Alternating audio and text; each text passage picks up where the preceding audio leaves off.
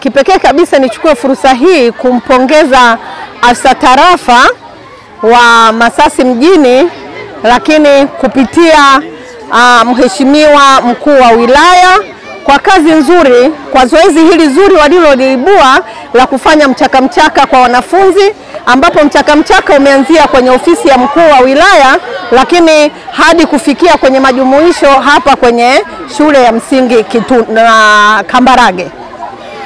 Kimsingi niseme watoto wamefurahia sana zoezi hili, lakini kubwa zaidi hata sisi walimu wao na maafisa wa ngazi mbalimbali tulioshiriki zoezi hili tumevutiwa sana na zoezi hili. Ni zuri, kwanza linajenga ushirikiano, linajenga mshikamano, linajenga afya za wanafunzi, lakini sambamba na hilo linawawezesha wanafunzi kujenga uwezo wa kufikiri kwa haraka, hali ambayo itawasaidia hata katika zoezi la ufanyaji wa mitihani yao waweze kuperform vizuri, kwa sababu wanaposhiriki mchaka zaidi inawawezesha kufikiri kwa haraka. Kuwapongeza walimu kwa namna ya pekee walivyojumuika na wanafunzi pamoja na viongozi wote katika zoezi hili, lakini mafunzo mbalimbali walioyapata ya dawati la jinsia, lakini usalama barabarani, yote hayo waliojifunza na ni sehemu tu ya masomo ya kawaida darasani. Kwa hiyo wamepata kujifunza zaidi leo, lakini pia watakapokuwa darasani haya waliojifunza bado wataendelea kuyatumia darasani, lakini kubwa zaidi watafikisha ujumbe pia kwa wazazi. Hata unaponunua dai risiti, unapouza toa risiti. Hili limefika kwa jamii nzima kwa ujumla kwa sababu limewafikia wanafunzi. Kwa hiyo tuna imani hata kwa jamii itakuwa inalipokea.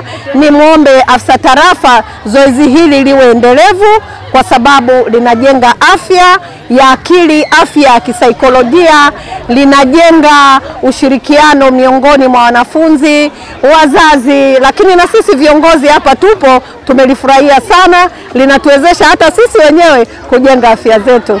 Baada ya kusema hayo machache, nashukuru sana.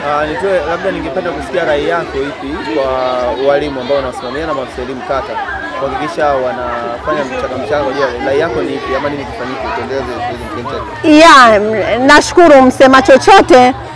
Mimi niseme tu walimu wangu nimeshaongea nao, maafisa elimu kata nishawaelekeza hata kabla ya tukio hili. Nilishawaambia kwamba mchaka ni jambo la lazima, ni jambo la kila siku, linahitajika kufanyika kwa wanafunzi.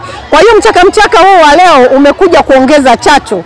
Nina imani shule zote zimejifunza katika hili kwa siku ya leo, na mchaka utafanyika na walimu wangu watasimamia na maafisa elimu kata watatoa kipaumbele zaidi katika mchaka kwa siku hizi za asubuhi.